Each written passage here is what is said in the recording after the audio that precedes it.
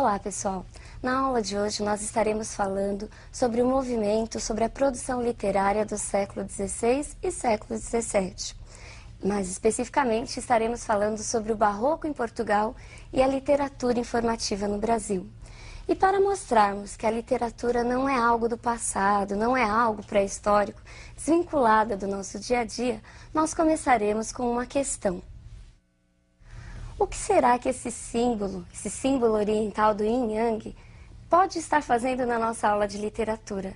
Será que ele tem alguma relação com o Barroco? Preste bastante atenção à aula de hoje, que no final você será capaz de responder a essa questão. O Barroco, ou também chamado seiscentismo por ser a escola que teve início lá no final do século XVI, é um período muito importante para toda a história literária. Ele tem como marco inicial a unificação da Península Ibérica sob o domínio espanhol e se estende até por volta da primeira metade do século XVIII, quando nós temos a fundação da Arcádia Lusitana e tem início o arcadismo. O Barroco corresponde a um período muito importante, marcado por grandes transformações. É um período de turbulência econômica, político, social e principalmente religiosa. Fatos como a reforma protestante, a decadência das grandes navegações, a contra-reforma católica são decisivas para o momento. Esses fatos, de alguma maneira, também colaboram para a criação e a intensificação do mito sebastianista.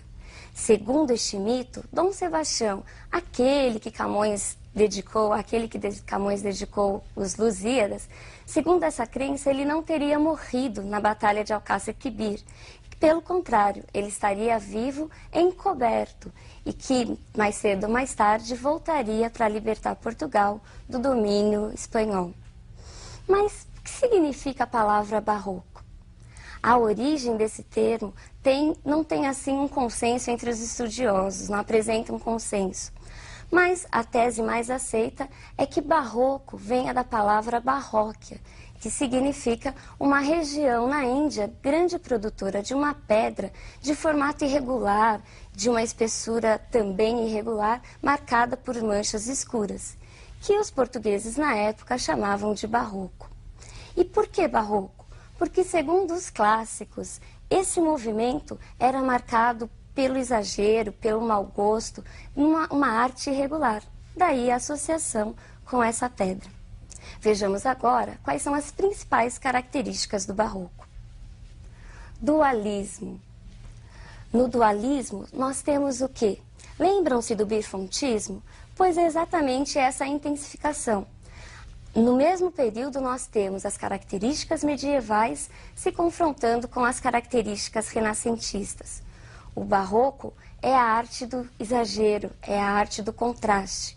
Nós temos aí a luta, a oposição entre grandes forças do universo. Fé, razão, claro, escuro, Deus, inferno, vida, morte. Tudo isso faz parte desse movimento que em si é muito contraditório.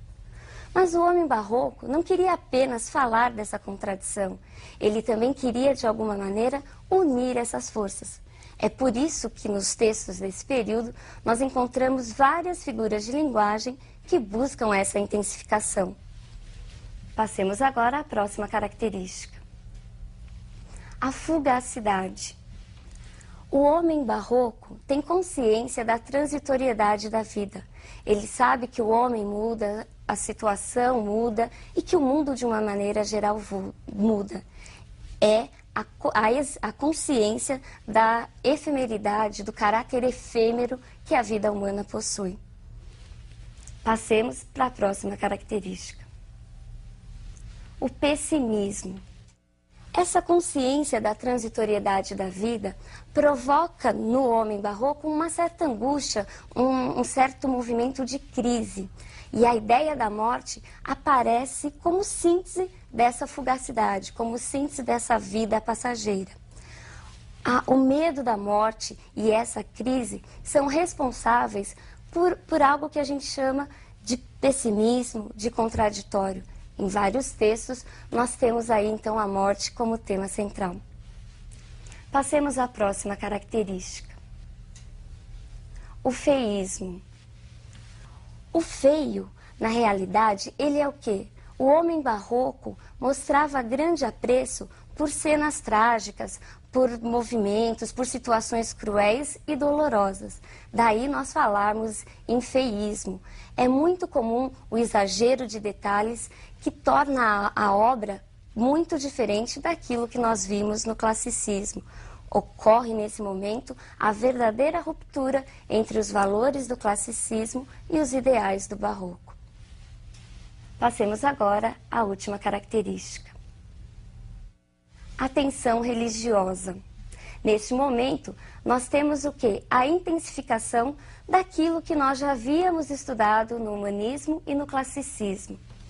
Ou seja, as questões antropocêntricas, mais uma vez, se chocam com a visão teocêntrica medieval.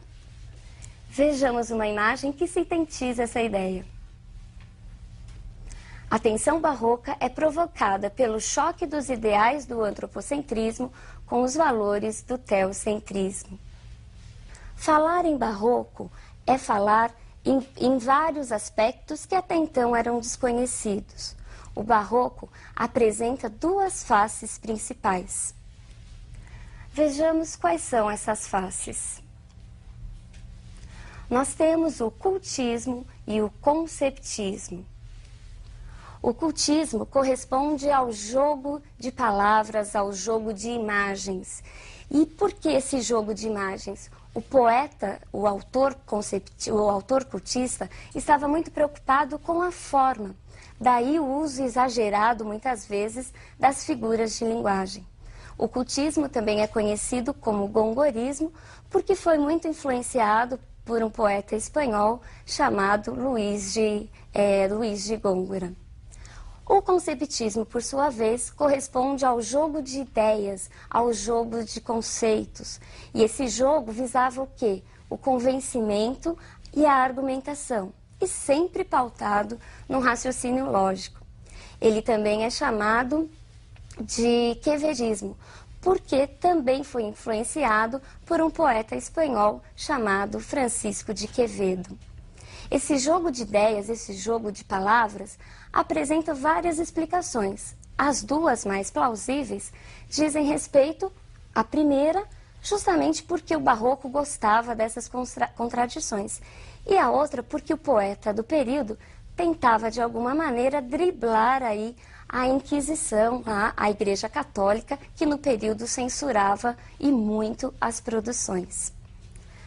Neste período nós temos a figura de Padre Antônio Vieira, considerado o representante do barroco em Portugal.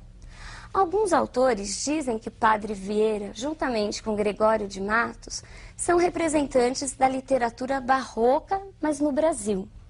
Mas já outros estudos mostram que, mesmo estando no Brasil, escrevendo no e sobre o Brasil, o Padre Antônio Vieira ainda apresentava a visão do homem europeu, a visão ainda do colonizador.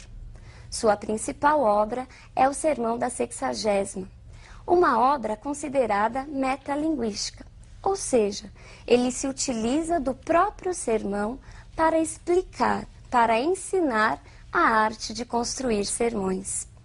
Nessa arte, neste texto, nessa obra, ele critica os exageros do cultismo, daqueles que estavam preocupados com o jogo das palavras.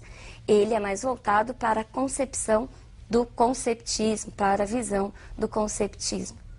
E no Brasil? O que será que acontecia no Brasil, enquanto em Portugal nós tínhamos o barroco?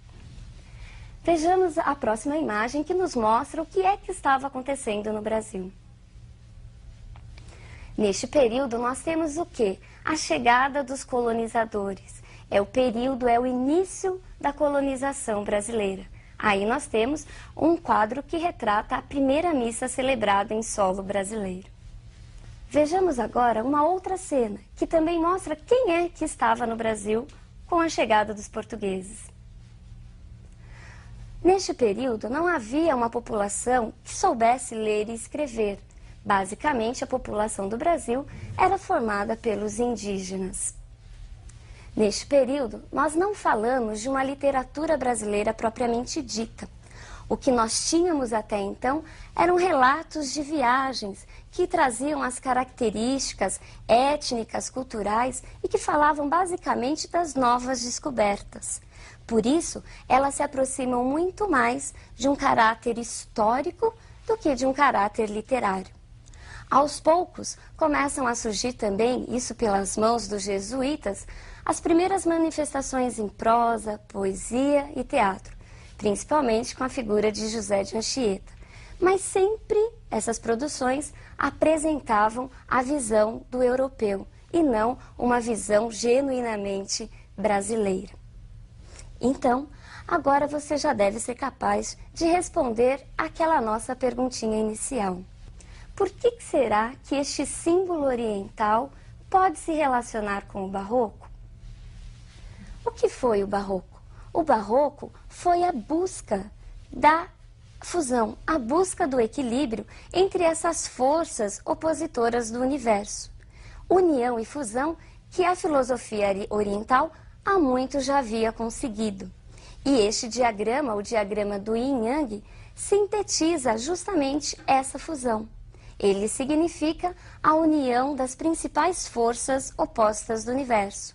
Claro, escuro, homem, mulher, trevas, luz. E o Barroco foi isso, essa busca constante pela fusão. Então, a partir de hoje, toda vez que você vir esse símbolo nos brochinhos, nas roupas, nas camisetas que você usa, você de alguma maneira vai se lembrar das principais características do movimento barroco. Falar em barroco em Portugal é falar em Padre Antônio Vieira e é falar da literatura informativa ou da literatura de viagem que estava acontecendo no Brasil. Aproveite então este símbolo e guarde essas características. Por hoje é só e até a próxima aula.